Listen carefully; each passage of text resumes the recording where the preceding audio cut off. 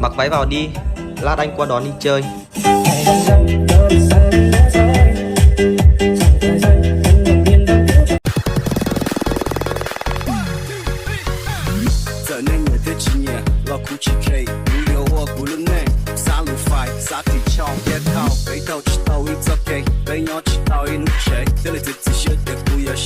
Trời hôm nay tan nắng rồi bên trong căn phòng tắm tối, vì nghe câu nói dối nên lòng muốn làm gì em hết. Người thương em chính là tôi, cả si tình dần lệ đắng. Một giọt đêm mơ vội tan, mưa đã rơi trong mắt anh vì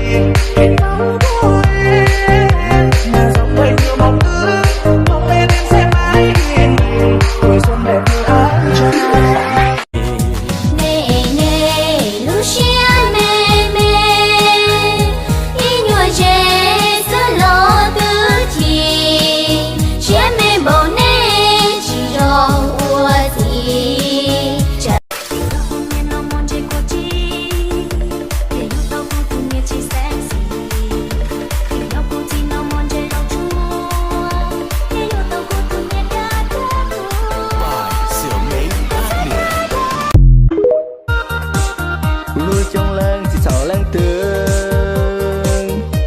Của nó chỉ tao mới chờ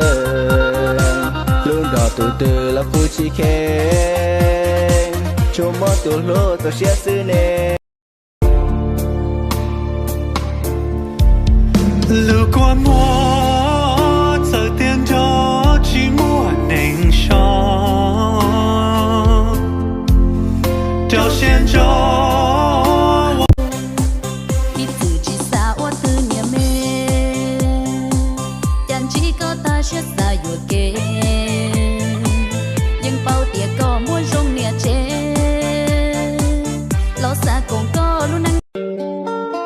Điện Biên.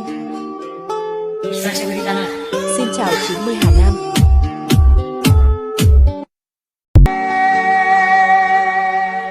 Chờ bao cha lo cho chị tao, vì lưu muôn lo gì mong, giao tiếc rồi còn đời rồi, nhìn giao hai.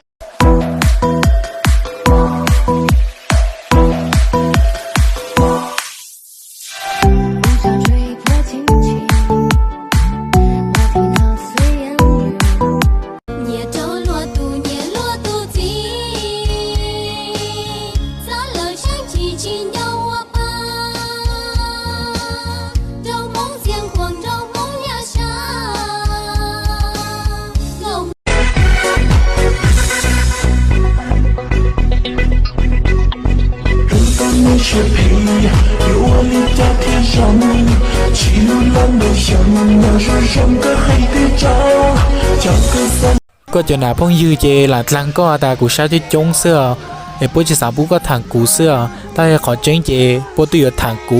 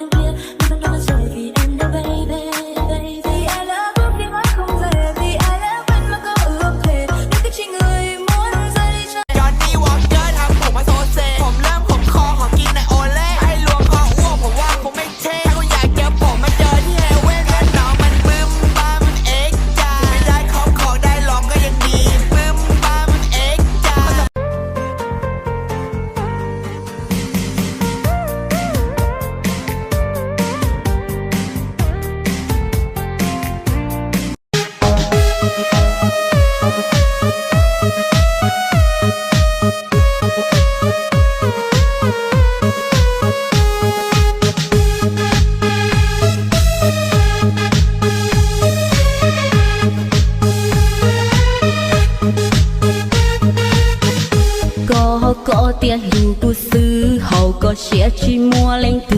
có sâu xe vô ua cu tu chào ta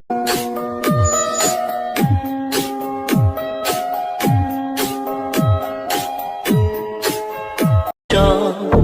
có lửa nó thì luôn luôn có chỉ ta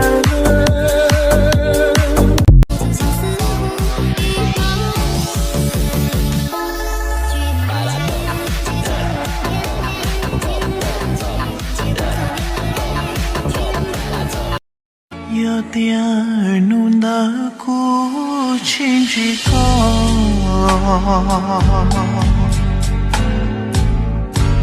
thì nó cũ từ chỉ sẽ bảo hay tiếc ra yêu tiếc sản phẩm mấy khâu một số khẩu xì ở chỗ nó ai nhà lái mấy khâu thì bị cả thế hả chị thầy ở bài số khẩu rồi tôi kiếm được mấy khâu chỉ rồi vẫn sau ná yêu tiếc cả thế nào